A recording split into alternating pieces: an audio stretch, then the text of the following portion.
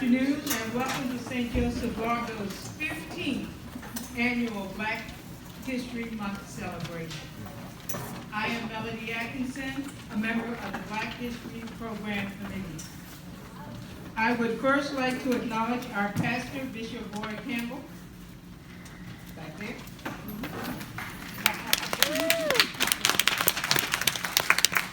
Our parochial vicar, Father Robert Bossy III. And all of our, any other religious present here? Okay.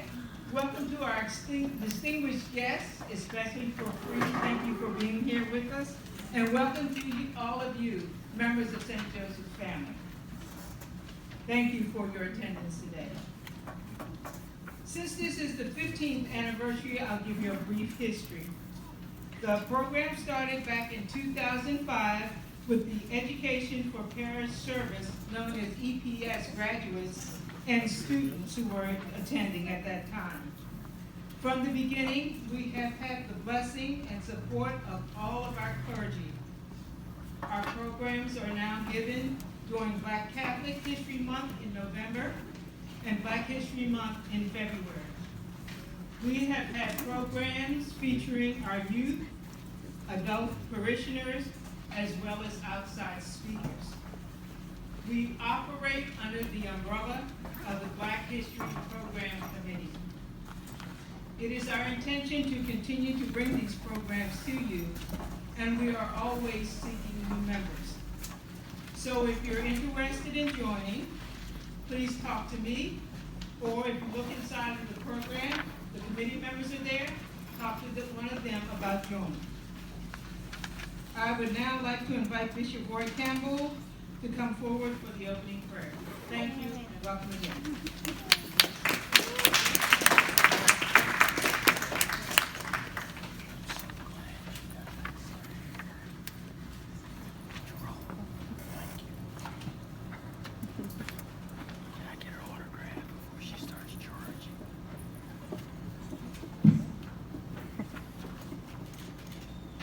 Since we never travel alone in this life, God is always with us. We are in His presence, and let us begin in the name of the Father, and of the Son, and of the Holy Spirit. Amen.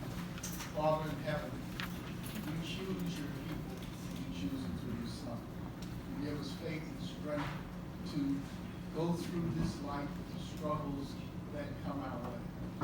Your people, Israel, you brought out of bondage and slavery. Feed for the people who sit before you today, not without trial do we still live in this life, but with faith we always live in it with you at our side and you as our God. Bless us for recounting our history and looking forward to our future. Bless those who come to give us a demonstration of what it was like to exist through times of travail, times of persecution, times of abject slavery, but never without hope. Bless all of us that we go forward and bring your light into the lives of others, that they may see that we are all called to be one children of you in Christ. Amen.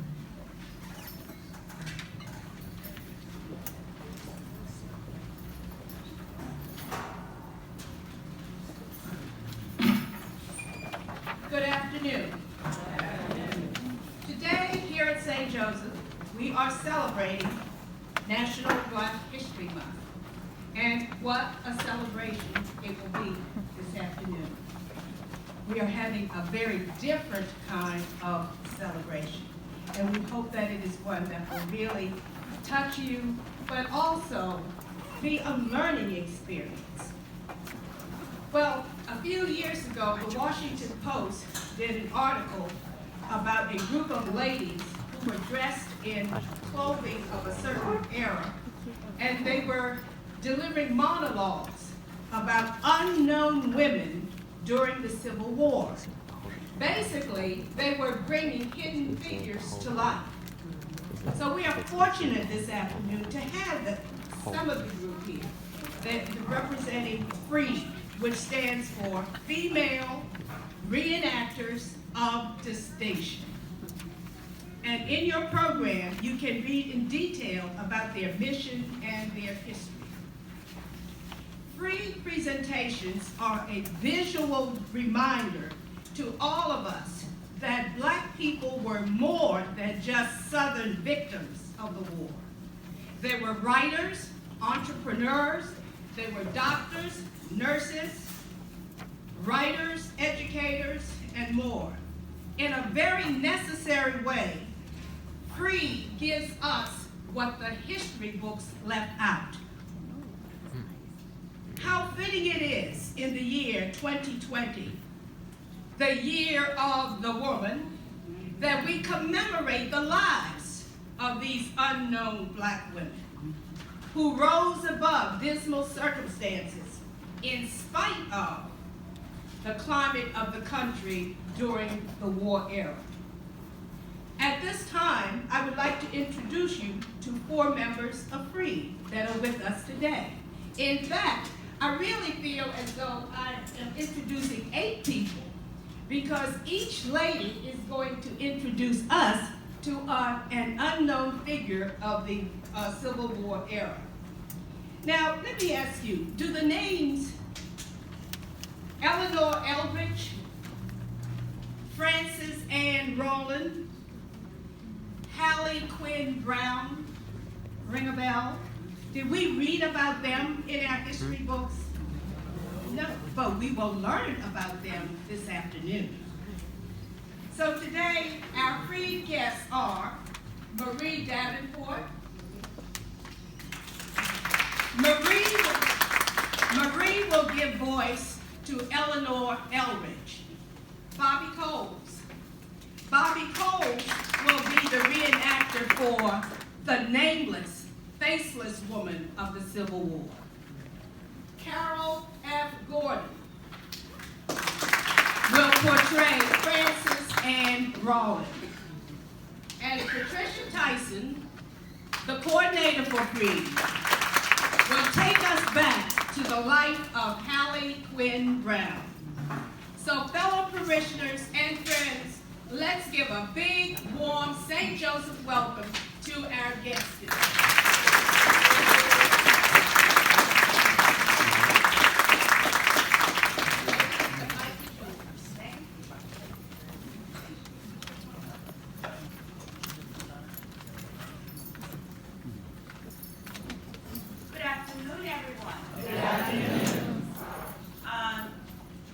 I want to thank you for inviting us to share with you the story of Black women who made a contribution to America, and yet they're not well known. I will be portraying the character of Eleanor Eldridge.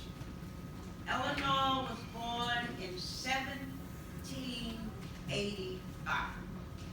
And she was born in Warwick, Rhode Island. And Warwick at that time was a very interesting place. Slavery was still going on, and it didn't end until sometime later in the 70s. In 1770. And so Eleanor's father and 2 brothers came from Africa. They were captured in the Congo and brought over on a ship.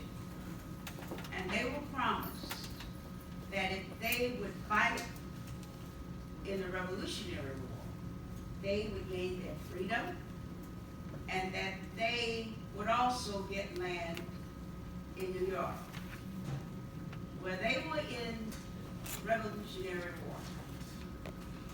And they gained their freedom, but the land that they were promised in New York were minimal. And so they didn't have the money to travel to New York to get the land. But they gained their freedom. And at that time, there were cheese making in Warwick, and there were businesses where they built a house. And the father built a house and married an Indian lady. And I am the youngest, Eleanor Elbridge, of 6 girls and 2 brothers. Thank you.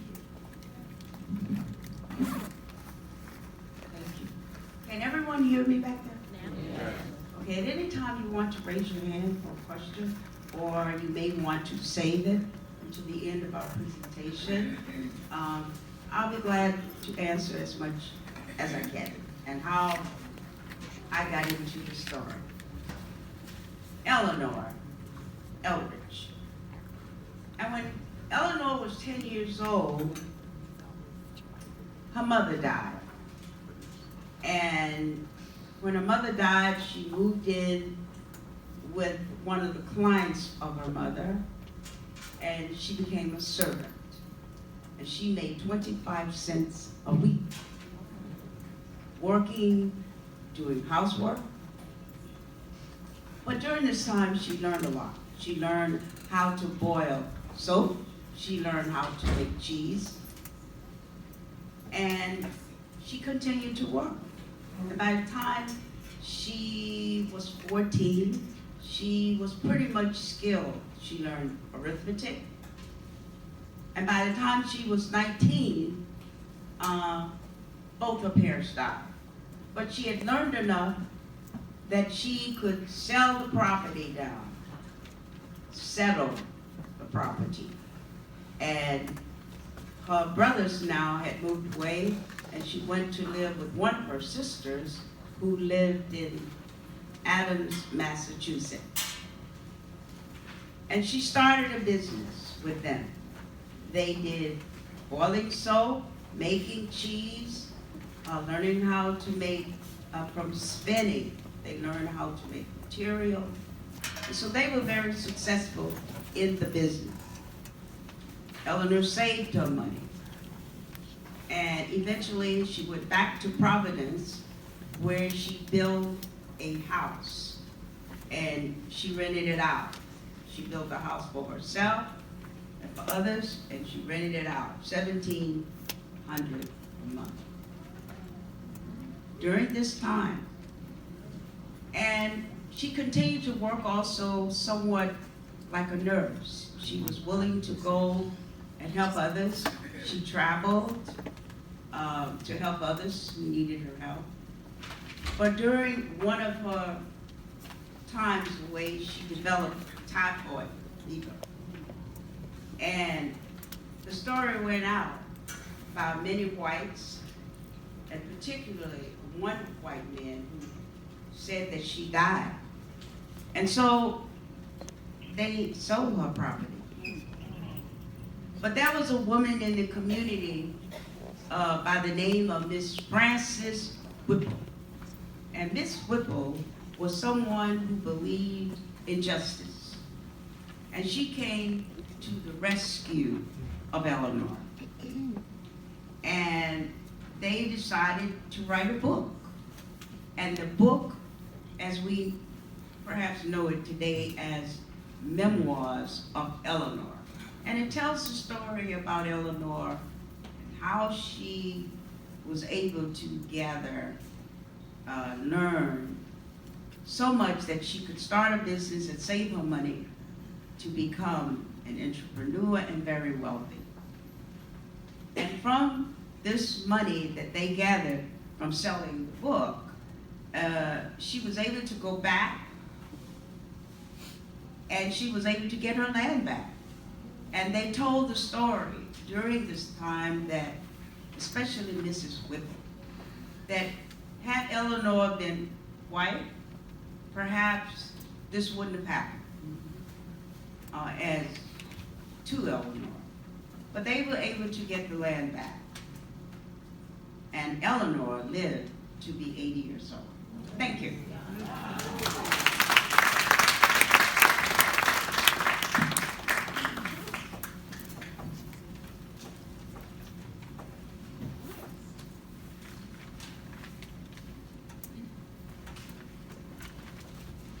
afternoon. I am Frances Ann Rowland of Charleston, South Carolina. I was born to a free family of color before the war. My father was a successful businessman. Our family was never enslaved.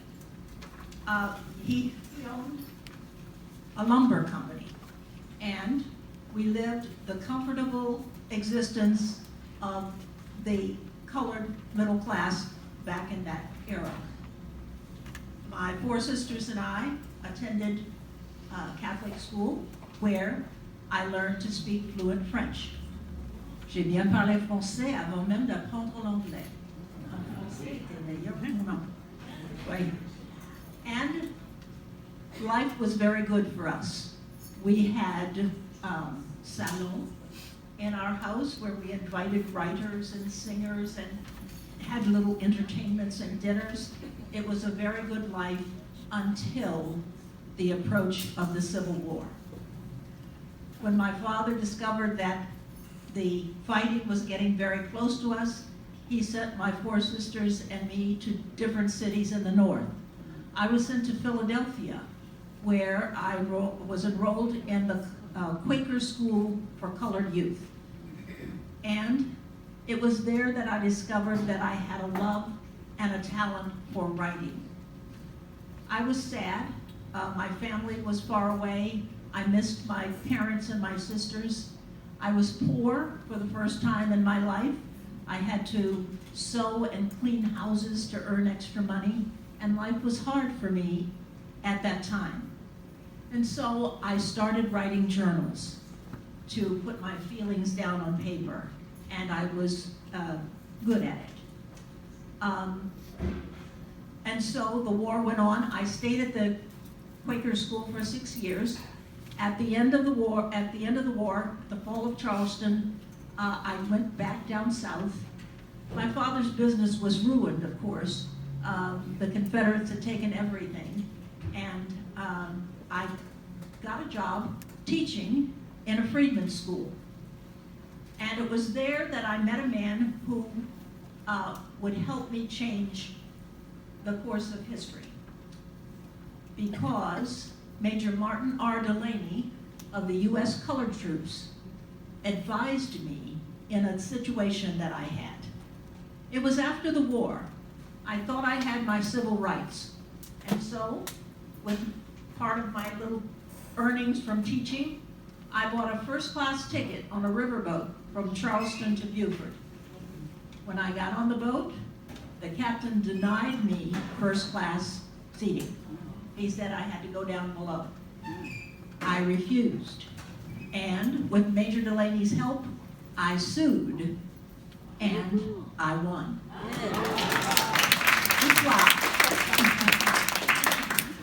Now, as a result of my winning the suit, the captain of the riverboat had to pay me $250, and he had to go to jail for a while. It was the first civil rights suit filed after the war was over, and it led to the 18th Amendment, Civil Rights Amendment of 1866.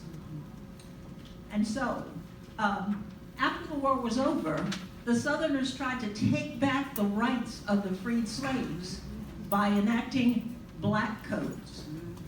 With these laws that they made, black people were not allowed to travel freely. They were not allowed to own property. They weren't allowed to sue. They weren't allowed to be on juries to decide other people's fate. And so these were very, very unjust. And the Amendment of 1866 declared that this was unconstitutional. This amendment eventually led to the passing of the 14th Amendment to the Constitution. And so I played a part in that very important history with my suit. After the suit was settled, Major Delaney asked me to write his biography, and I agreed to do this. He gave me hundreds of documents. He promised me money, which never came, but I wrote. I had talked to him about how I enjoyed writing, and I thought I was a good writer, and he gave me all of these things to help me write his story. because he really was a very important person in the war. I wrote the first biography published by a person of African descent. And the name of the book is The Life and Public Services of Martin R. Delaney. Now, I know you can't see this, but it says by Frank A. Rollin. I was told that no one would ever read a book written by a black woman. And so I used the name Frank instead of Francis. But it was published in 1883. Yes. And so I married and had 3 children. My husband was Mr. Whipper, William Whipper. He was in the legislature of South Carolina, but unfortunately the marriage was not a happy one. And I decided to take my 3 children and leave him and move to Washington, D.C. Yes. I obtained a job in the office of Frederick Douglass, who was at that time the recorder of deeds. And I stayed, but my children were successful. My son became an actor, one daughter became a teacher, and the other one became a doctor. So my life ended in Washington, D.C., but one of my descendants has written a book about our family, Pride of the Family, 4 generations of American women of color. Her name is Carol Ione, and my picture is in this book. And so my major contributions were writing, the suit that became a part of the Constitution, after all, and a fight for civil rights. Thank you very much.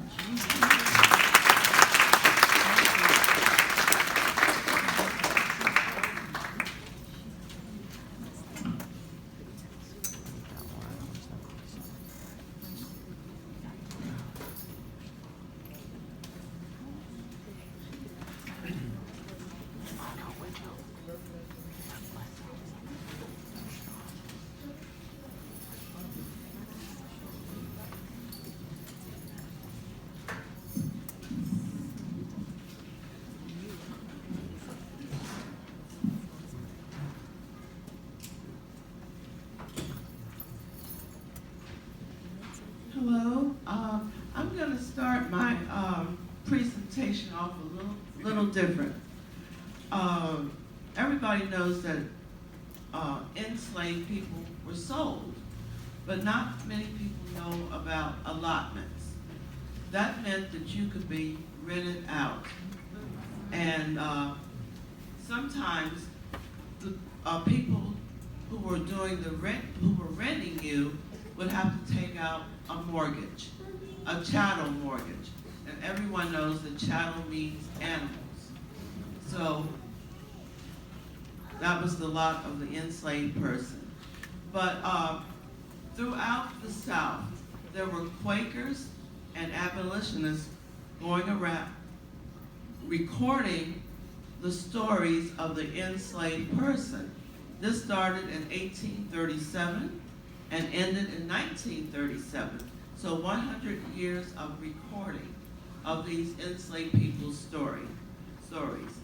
So here is one woman, when she's being recorded, she's 87 years old, about to turn 88, this is 1937. And she talks about allotments. I'm not gonna read the whole interview, just the part that she dwells on about allotments. I was born March 23rd, 1850, in Kentucky, somewhere near Louisville. I'm going on 88 years old right now.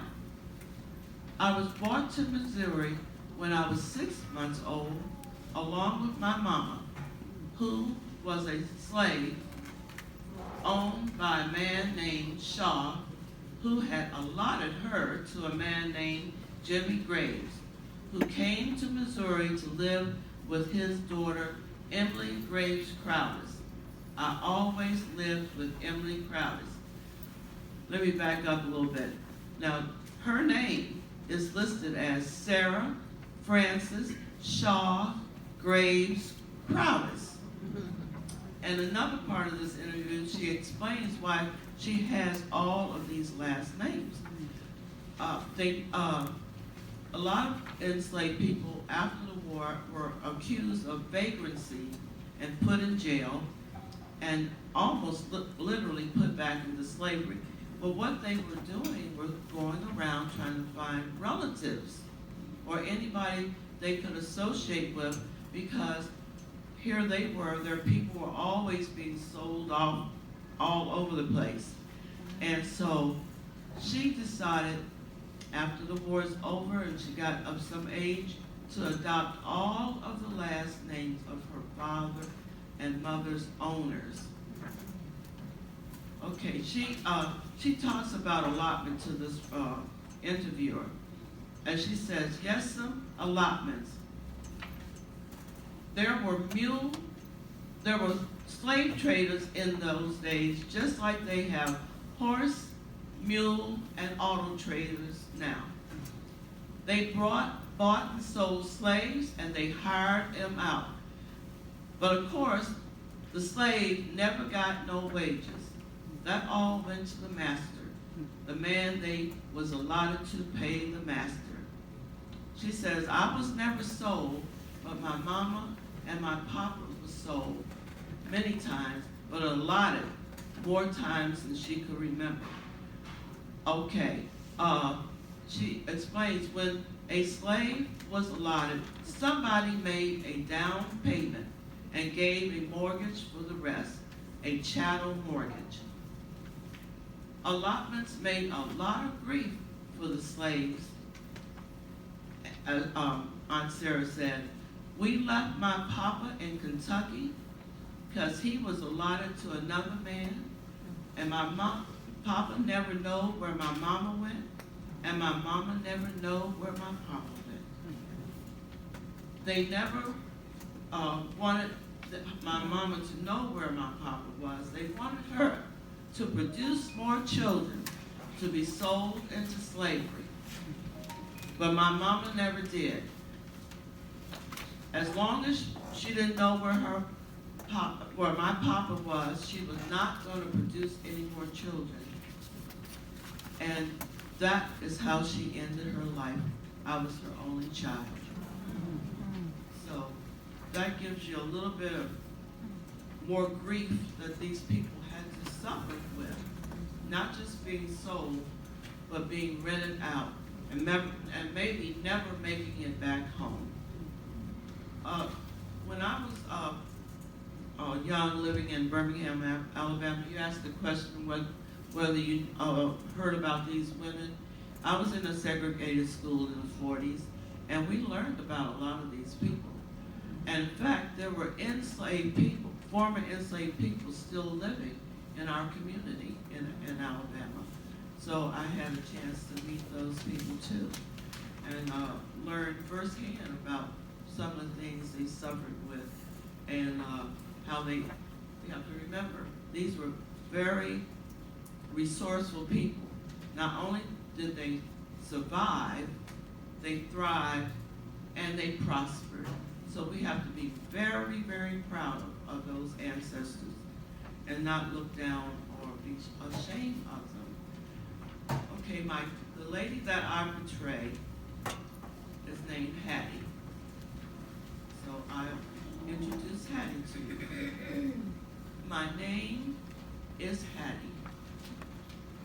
I don't know how old I is, and I've long since forgot the name given to me at my birth. But the one thing I do remember is the last time I saw my mama's face. She sent me to fetch water, and I never came back. Mama, I told them that you were waiting for me. But Mama, they made sport of me. They hurt me and hurt me. But Mama, I fought them. I cried, I screamed, I hollered, I kicked, and I even bit them too. And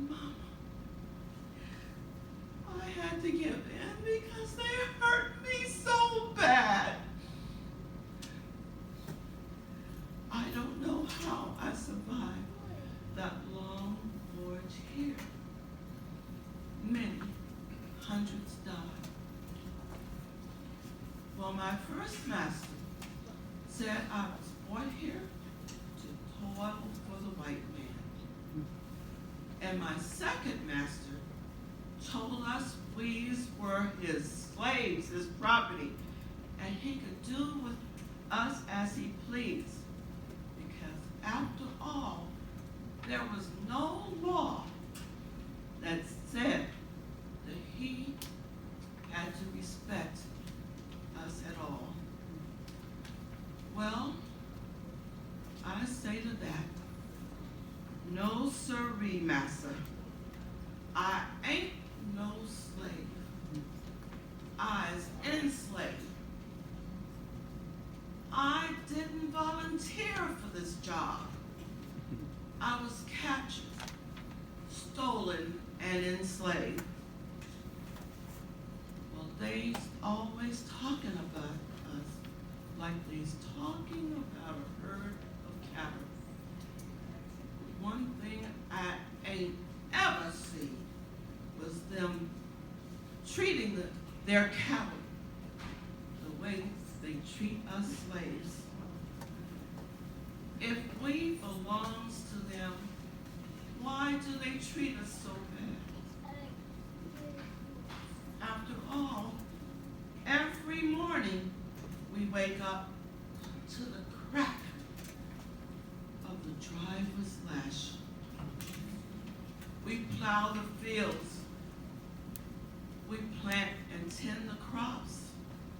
We cultivate the rice. We pick the cotton.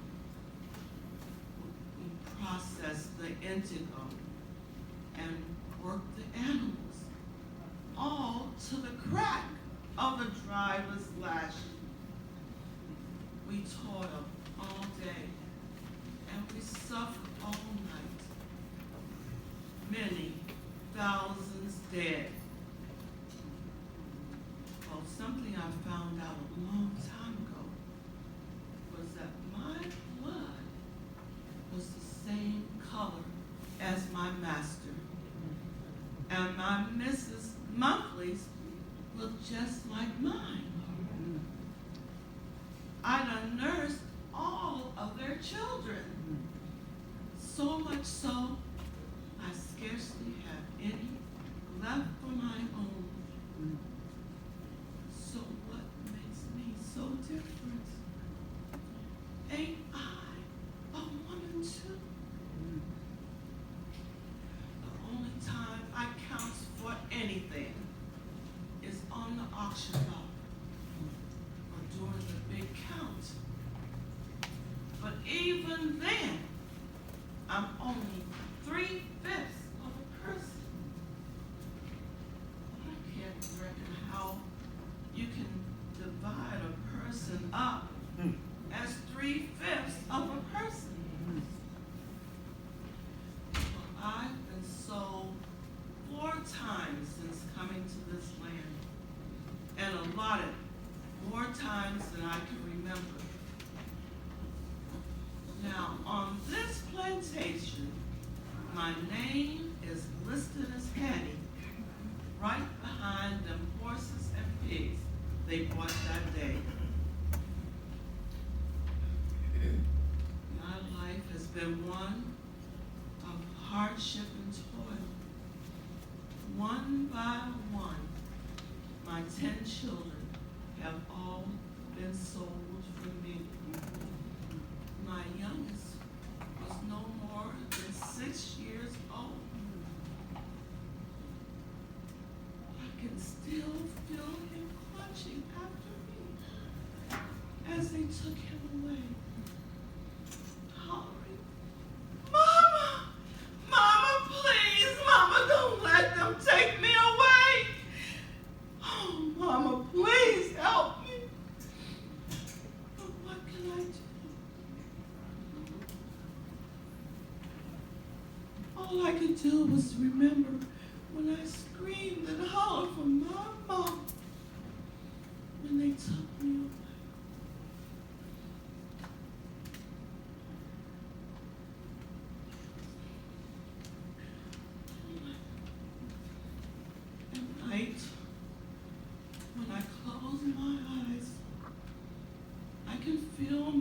true home and my mama's loving embrace.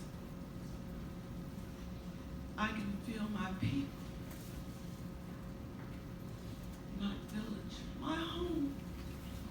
And sometimes I even think I can smell and taste the food.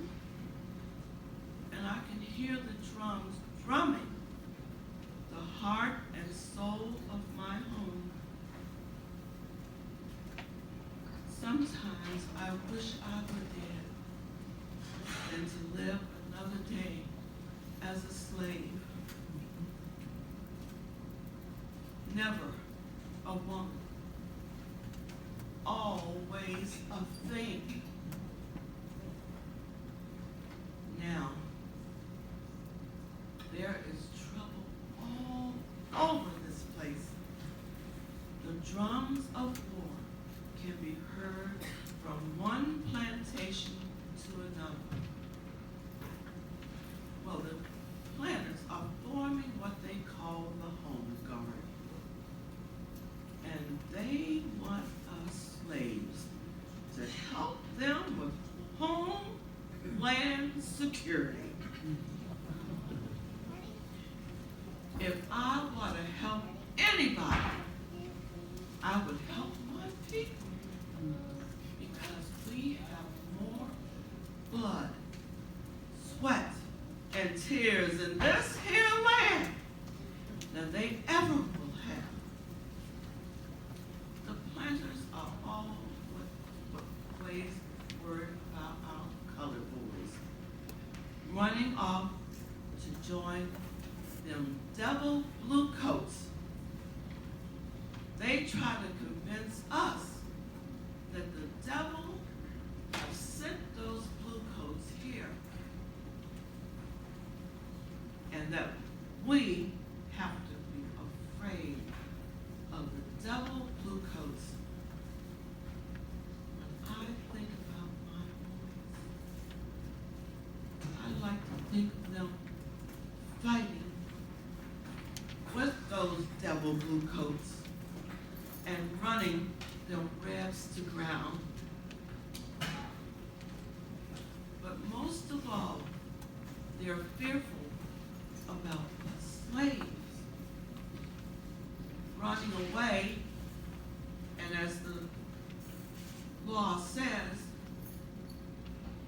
if we can make it to Union lines, we'll be free.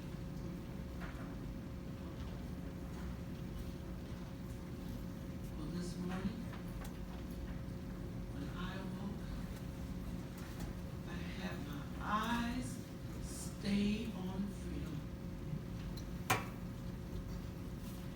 And for the first time since coming to this land, I'm going to choose my own name.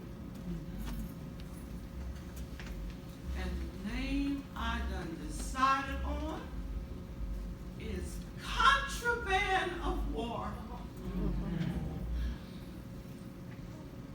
There won't be any more auction blocks for me. No more mistress call. No more peck of corn for me. But most of all, there won't be any more driver's license. Oh, for me, many millions dead.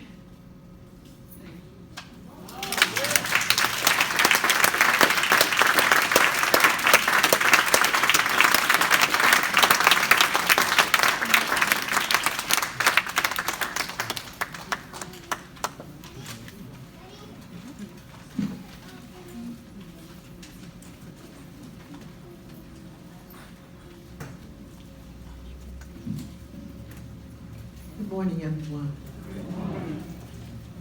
It's such a joy to be here with you today. Oh, what a terrific audience. My name is Hallie Quinn Brown. Anybody ever heard of me? Yes, I'm a teacher, an author, a public speaker, which they call an elocutionist, a community activist, activist and a club. Now, in my day, women got things done by forming clubs. Thank God for the U.S. colored troops who entered the war and helped end slavery so that I and other women could perform things that would help our society. I was born in 1850, and I passed away in 1949. I lived a long time, a long time. Every March 10th, I celebrate my birthday. Now, how old will I be this March? Who can tell me? I was born in 1850.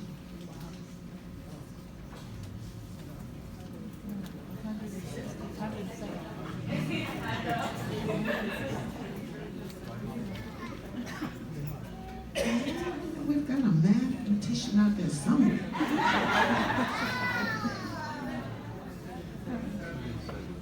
170. Thank you. 170 years old. Now, don't I look good? I'm one of 6 children born to Mr. and Mrs. Brown. My father was enslaved in Frederick, Maryland. He was owned by an Irish lady who had a plantation. She fell in love with the colored overseer, and out of that, two sons were born. And so my father was allowed to work for his freedom, and therefore he bought his freedom, his father's freedom, and his brother's freedom. He was an industrious man. He eventually became known as a walking encyclopedia. My father was very smart. My mother was born in Virginia, and she belonged to a Revolutionary War officer. And he gave her her freedom. When they got married, they moved to Pittsburgh, where they worked on the Underground Railroad. They worked out of a hotel there called the Monongahela Hotel. It's no longer there. And they had a network of people that worked there that were disguised. So as to when anyone was brought there who was enslaved, they would sneak that person out of the hotel from the planter who brought them there. And they would sneak this person out and sneak them to the Quakers, who would pick them up, put them on a train, and they would go to Canada. Eventually, my mother became ill, and so they decided that they would put our family on that route. And so I was brought up in Canada. As a young child, I was fascinated by the fact that my father bought a farm and had animals on it. And I just loved to talk to the animals, loved to talk, run my mouth. One day, my father took us to a parade. And I saw this lady in this gorgeous dress, and these men were behind her, and people were curtsying to her, and men were bowing to her. And he asked him, "Who's that?" And he said, "That's Queen Victoria." And I thought, oh my, I've never seen anybody bow to a woman before. He's really special, but Queen. So I thought, maybe when I grow up, somehow I'll be able to help people. Somehow people won't treat all women like they always do. So I kept that kind of a dream in my heart. Eventually, we came back to the States. We came back in time for me and my brother to go to Wilberforce University in Wilberforce, Ohio. There it was run by Bishop Payne of the AME denomination. And he and the staff were very serious. We were there to get an education, but also to find out what God wanted us to do with our lives. How we could help other people. how we become citizens who would be productive. And so I was there and I got my degree. After I graduated, the war was over, 1870. I felt led to go to Yazoo, a little place called Yazoo, Mississippi.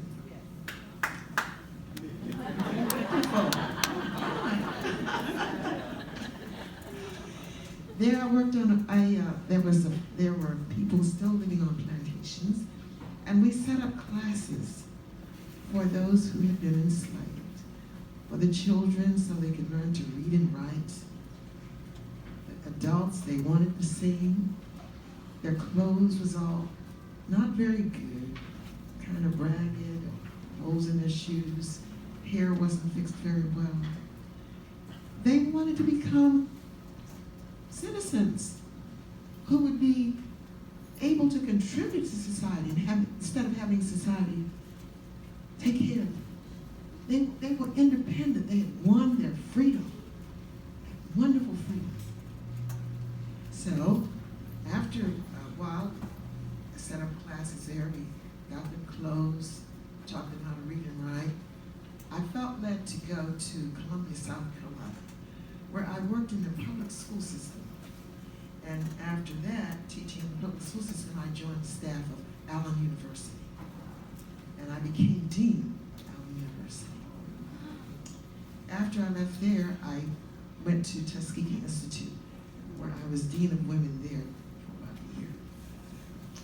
After leaving there, I decided I needed to continue north, and I opened up night classes in Ohio for people migrating from the south to the north. I had a wonderful life. I loved teaching, just loved teaching. Well, eventually, I got involved with Susan B. Anthony and women's issues. I represented the United States with others at women's conferences in Europe. I also got involved with politics, the Republican Party.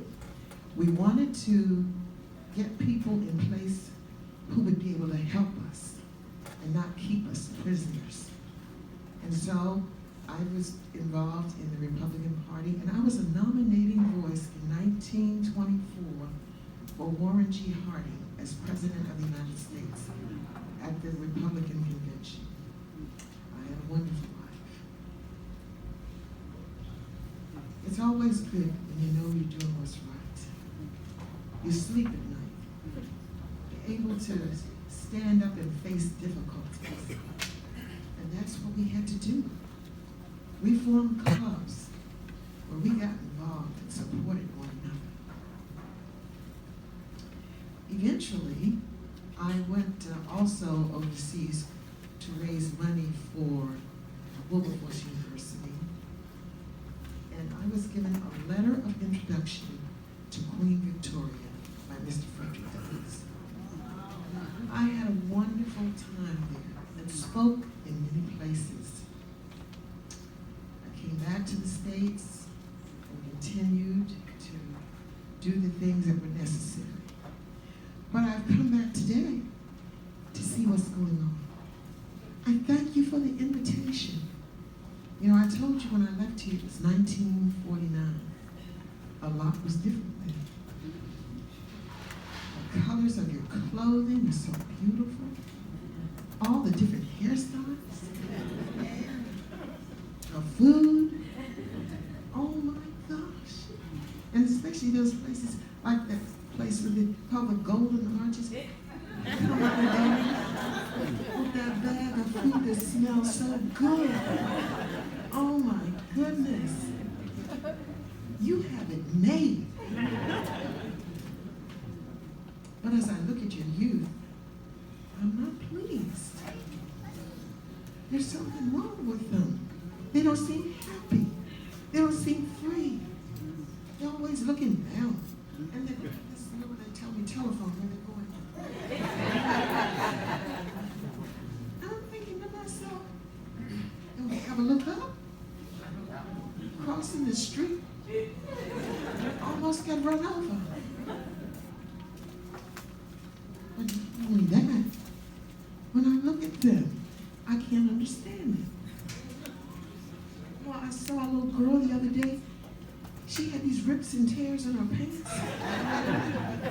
And I told you about those children that we got them clothes. But yet they're all walking around with rags on. And then I saw a young man. His pants were down.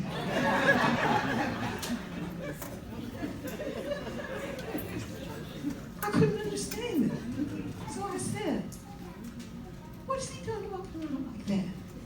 And somebody said, oh, that's the style. Style? Doesn't he know? Doesn't she know? This is what the Civil War was about. When a man was thrown in prison, he was deliberately not given a belt so that his pants wouldn't stay up. And no self-respecting man would come out on the street with his pants down. And young ladies, doesn't she know she's precious? She's walking around in rags. Yeah, that's what I said. Oh no.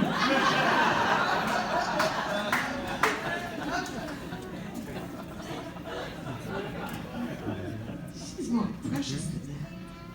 These young people are precious. They're the next generation that will lead this country.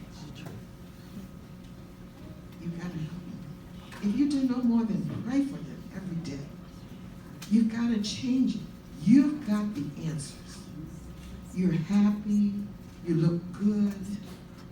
You've got some kind of, I know you've got some answers. I can see it. And you got it. They bless their hearts. They want help. But everybody thinks they're okay and is afraid to tell them they need the help. So, and they will respond positively. Don't tear them down. Build them up. Tell them how intelligent they are. Tell them how handsome they are. Tell them how gorgeous they are. So that they will know that they're worth something. Somebody give me the definition of freedom. Anybody want to tell me what does freedom mean? What's the definition of freedom?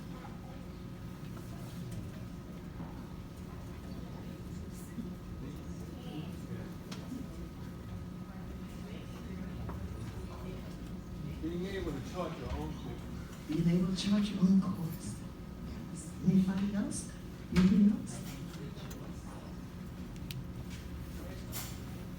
Rest of mind. Mm-hmm. Yes. Think positive. Yes. Yes. Yes. It's all those things. But let's add one other element to that. Freedom is not only doing what I want to do, but what I ought to do. And if you can do what you ought to do, you're free. Don't watch the rest of the world go around, walk by, and you know, they don't know where they're going. But do what you know to be the right thing. I say to young people all the time, don't worry about what you don't know. God will take care of that. You just do what you know. And things will go right. If one person does the right thing, somebody's going to join them and say, yeah, we know that's wrong. Let's try to do something about it. It's going to take courage and it's going to take guts. Because it's easier to join the crowd.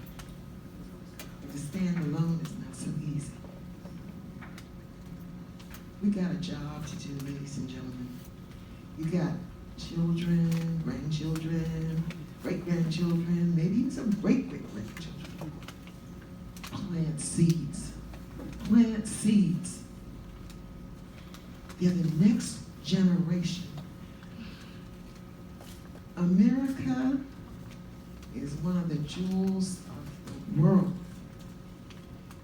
And I have a feeling that when democracy and freedom leave, should they ever leave, I don't think they're coming back. We better take care of them while they're here so that we can all develop. When the U.S. colored troops nailed that slavery killed it so that anybody coming to this country will be free to develop their character, free to contribute to others, free, so they didn't have to be told who they are and what to do. They knew God was with them, and He's with us. Amen.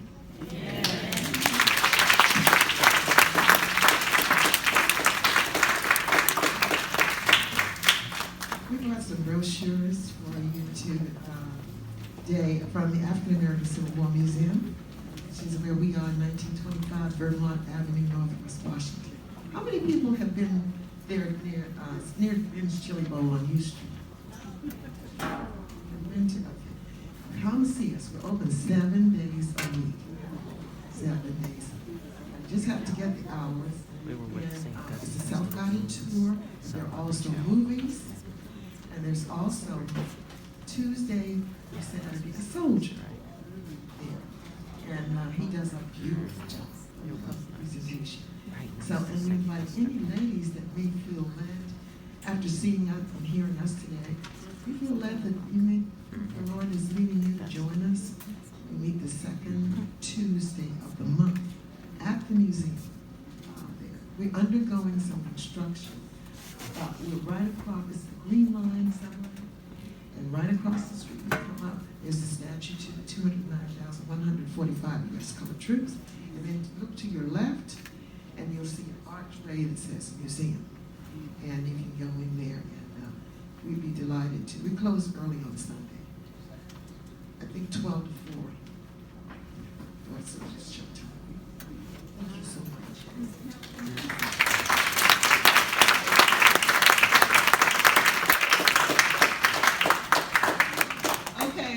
Are there any questions? Any questions at all? For any of the ladies? Come up, ladies.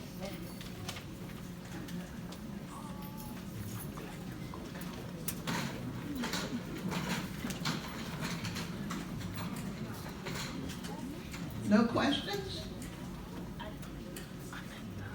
Don't be shy. Oh, there.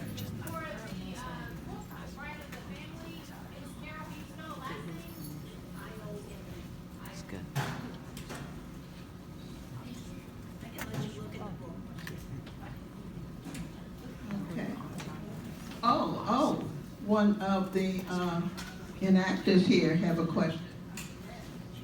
Thank you. I had an opportunity to give a program to some elementary students, and I asked this question, and I want to see if anybody can answer that, because one of the students told me, and the question was, Eleanor Eldridge father gained his freedom by what means? How did Eleanor Eldridge father gain his freedom? And I was one of the first to give a presentation, and I was stunned that this kid remembered. So who can tell me? How did he gain his freedom? Absolutely. Thank you, thank you. Fighting in the Revolutionary War. That's how he and his 2 brothers gained their freedom. So you see, they listened. They heard, okay? We at St. Joseph really appreciate you coming. We have a little gift for your organization. And we just, don't we want to give them a big round of applause?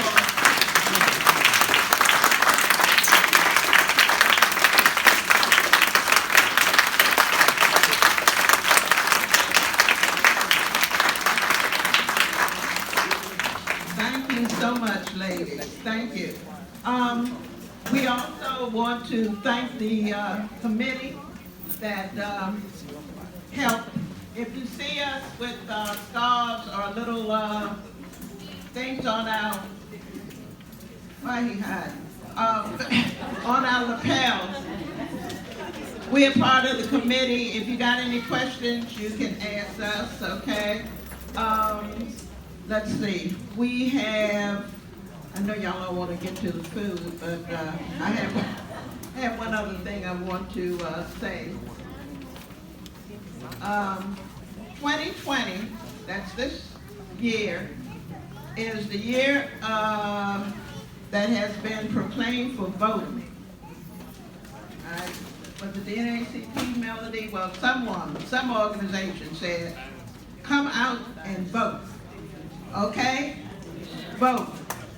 So I'm informing everyone, please, not only yourself, but bring a friend, come and vote. Okay? All right. Next up is Father Boxey.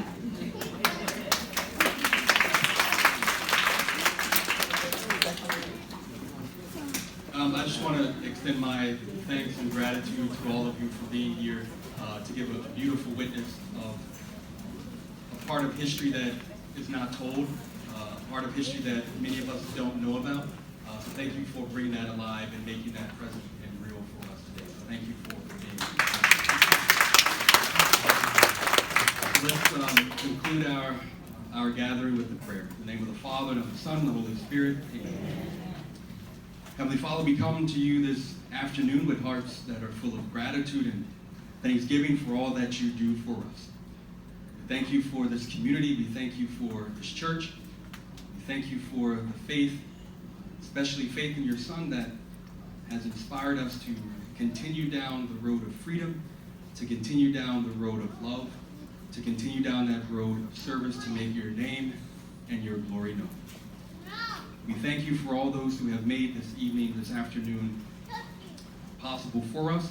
We thank our invited guests for their incredible retelling of history, to make that history known and present, and to give us an identity of who we are, because all of us stand on the shoulders of ancestors that were strong, that were resilient, that persevered, and that had faith in you. The faith that we now celebrate in your Son, Jesus Christ. We ask that as we go forth today, that we take this heritage, this patrimony, that fighting spirit that they had, to continue their legacy and to give that and to hand that on to the next generation, so that they can know that they too stand on the shoulders of giants, kings and queens. Their blood runs through our veins. We ask that you bless all those who again have made this possible, for the food that we're about to eat and share with one another, for our fellowship, for our gathering. We ask in a particular way for all those who go without the good food that we have this evening. And also we pray for our brothers and sisters who may be suffering in any way, in mind and body or in spirit, that you be with them in their time of need, and that you console them with the witness of Christians as we have today. And let us pray a prayer of blessing over our food as we pray. Bless us, O Lord, in these thy gifts, which we are about to receive from thy bounty in Christ our Lord. Amen. Father, Son, and Spirit. Amen. And before you leave, we have some posters. This is the annual Black History Month 2020 poster. And so you will be able to pick these up at the back on the shelf back there. They'll be out there. And we have as many as possible. I think we may have about 100 of them. So, but just take one, please. All right. Thank you. Bishop Campbell, will you please come forward so we can take a picture? Father Boxey, please stay up. And when we eat,